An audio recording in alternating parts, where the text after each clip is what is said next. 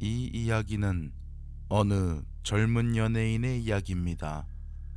그 연예인은 막 상경한 터라 집을 구하고 있었습니다.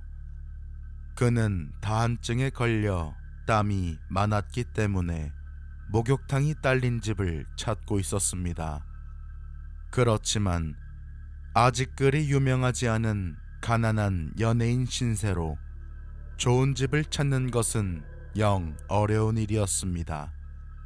반쯤 포기하고 있을 무렵 어느 부동산에서 시내에 목욕탕 딸린 2층 집이 월 35,000엔 이라는 광고를 찾아냈습니다. 보통 그런 건물에는 안 좋은 소문이 달라붙어 있는 경우가 많지만 그는 귀신 같은 것은 전혀 믿지 않는 사람이었기 때문에 그대로 계약을 하고 집에 살기 시작했습니다. 그리고 그날 밤 새벽 4시 44분 그는 왠지 모르게 잠에서 깨어났습니다. 그런데 어디선가 이상한 소리가 들려왔습니다. 저벅 하고 어디선가 한 번 울린 뒤 우워 하는 신음소리. 그는 어쩐지 기분 나빴지만 별로 신경 쓰지 않고 다시 잠을 청했습니다. 그리고 이틀째 새벽 4시 44분 그는 또 자던 도중 깨어나 이상한 소리를 듣게 되었습니다. 저벅저벅 하는 소리가 어디서부터인지 2번 들리고 우워 하는 신음소리가 이어졌습니다. 그날 이후 그는 매일 새벽 4시 44분만 되면 반드시 잠에서 깨어나 그 기묘한 소리를 듣게 되었습니다. 게다가 그 저벅거리는 소리는 매일 한 번씩 더 들려오는 것입니다. 12번째 새벽 4시 44분 역시 그 소리가 들려옵니다. 저벅 저벅 저벅 저벅 12번의 저벅 소리, 그리고 우워 하는 신음소리. 그는 그 소리가 계단 쪽에서 들려온다는 것을 알아차렸습니다. 그리고 다음날 아침 그는 일어나자마자 계단을 조사해 보았습니다. 그리고 알아차린 기분 나쁜 사실은 계단이 13개라는 것이었습니다.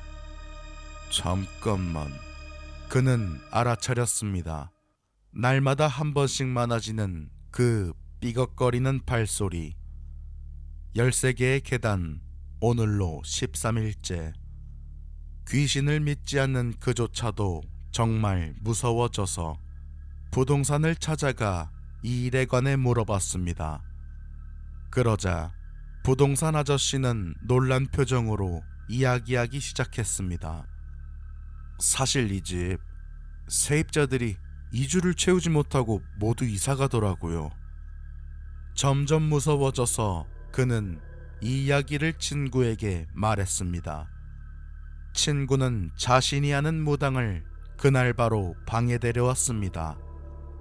방에 들어가자마자 무당은 얼굴을 찡그리며 이 방에는 수많은 귀신이 들러붙어 있다며 그의 방 안쪽에 가득 부적을 붙였습니다. 그 모습을 보고 안심한 그는 친구에게 제안을 했습니다. 오늘 밤에는 애들 다 불러서 같이 이 방에 있자. 유명하지 않았다고는 해도 그 역시 연예인. 무슨 일이 일어난다면 나중에 이야깃거리로 써먹겠다고 생각한 것입니다. 그의 친구도 찬성해서 그날 밤은 다 같이 모여 술잔치를 벌여 귀신을 내쫓기로 했습니다. 술이 한 잔씩 들어가고 분위기는 점점 고조되고 있습니다. 그는 연예인 친구들을 여럿 불러 밤 늦도록 떠들고 있었습니다. 곧 새벽 4시 44분입니다. 부적 덕분인지 술 덕분인지 모두 귀신에 관한 것은 잊고 있었습니다. 그리고 4시 44분 갑자기 집안에서 빛이 사라졌습니다. 친구들은 정전인가 싶어 어리둥절했지만 시간이 흐르자 사태를 알아차리고 초조해지기 시작했습니다. 야, 이거 설마... 그때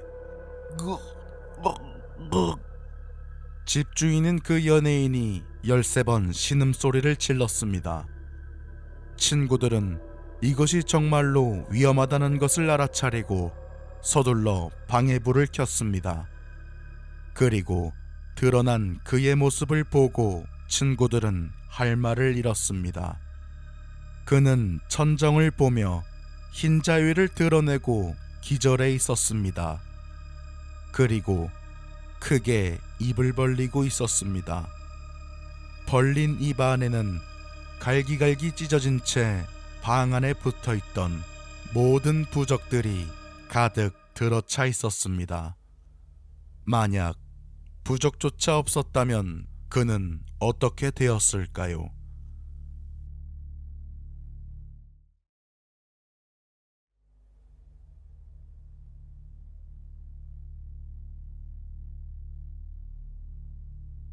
연말부터 새해에 걸쳐 나는 친가가 있는 군마연에 돌아와 우체국에서 아르바이트를 했다.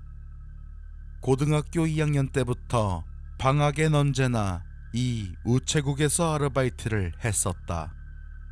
작은 시골 마을인 덕에 그 우체국의 배달 루트는 모두 기억하고 있다. 그 덕에 직원분께서는 "어우, 우리의 전력이 왔네" 라며 기뻐하셨다.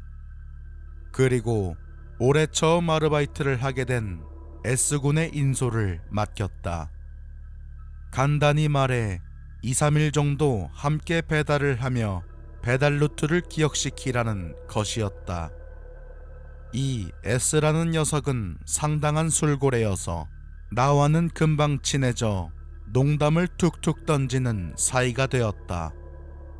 이 녀석이 배달해야 하는 곳은 50곳 정도. 가구 수는 적지만 다음 배달 장소까지 가는데 상당히 시간이 걸리는 보통 뚝 떨어진 곳이라고 부른 지역이었다. 사건이 일어난 것은 아르바이트를 시작한 지 8일째 되는 날이었다. S의 배달 구역은 내 바로 옆 구역이었기 때문에 버스 정류장 옆에 자판기에서 만나 함께 돌아가기로 했었다. 그런데 그날 S는 새빨간 눈을 부릅뜨고 눈물을 흘리며 미친 듯이 자전거를 밟아 나타났다.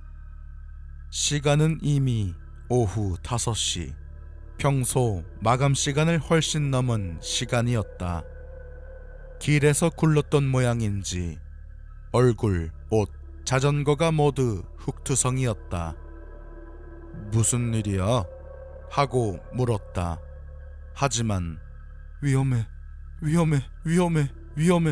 라는 말만 되풀이할 뿐이어서 말은 전혀 통하지 않았다. 나는 우편물을 잃어버리거나 파손한 것인가 싶어 우선 우체국으로 돌아가자 라고 말하고 S를 데리고 우체국으로 돌아갔다. 우체국에 들어서자 S의 흉한 모습을 본 집배과 과장이 무슨 일이냐며 달려왔다. 과장은 "무슨 일이야? 우편물을 잃어버리기라도 했니?" 하고 물어봤다. S는 "아니요, 전부 제대로 배달했습니다" 라고 대답했다. 어떻게 물어봐도 이야기는 하지 않고 "믿어주지 않을 테니까" 라고만 말할 뿐이었다. 이후 여러 직원들이 찾아와 S에게 사정을 물어봤지만 "믿어주지 않을 테니까" 라는 말뿐이었다. 그런데 그 중 한 명이 혹시 새까만 허수아비를 본 거니? 라고 물었다. 그러자 S는 고개를 끄덕였다. 이어서 다른 직원이 숲에서? 아니면 시냇가 쪽에서? 라고 묻자 S는 양쪽에서 모두요 라고 대답했다. S의 배달 루트에는 A라고 하는 집이 있다. 우편물로 미루어 보면 중년 부부가 둘이서 살고 있는 것 같다. 그곳에 가기 위해서는 300m 정도의 어두운 숲을 지나 작은 시냇물을 건넌 다음 밭중간을 건너가야만 했다. 솔직히 이런 곳에서 집을 짓지 말라고 화내고 싶을 정도의 위치다. 그 A라는 집은 20년 정도 전에 불이 났던 모양이다. 그 화재로 인해 어린아이와 조부모가 죽었다고 한다. 할아버지는 아이를 병원으로 데려가려다 숲길에서 힘이 빠져 그대로 쓰러졌고, 할머니는 검게 탄 채 시냇가에서 발견됐다. 아이는 앰뷸런스로 근처 병원에 이송됐지만 병원에서 숨을 거두었다고 한다. 지금 A집이 있는 곳은 밭을 지나가야 하지만 원래는 그 밭에 집이 있었다고 한다. 직원의 말에 따르면 할아버지는 아직 아이를 찾고 있고 할머니는 지금도 불을 피해 도망가고 있는 것 같다고 한다. 처음에는 허수아비인 줄 알았어. 그런데 새까만 머리가 눈에 띄더라고. 머리카락만 새하얀색이었어. S의 말이었다. 문득 나도 기억을 되살려봤다. 확실히 그 밭에는 허수아비 같은 건 없다. 그렇지만 올해 딱 한 번 시냇가에 검은 허수아비가 떠있는 것을 본 것 같다.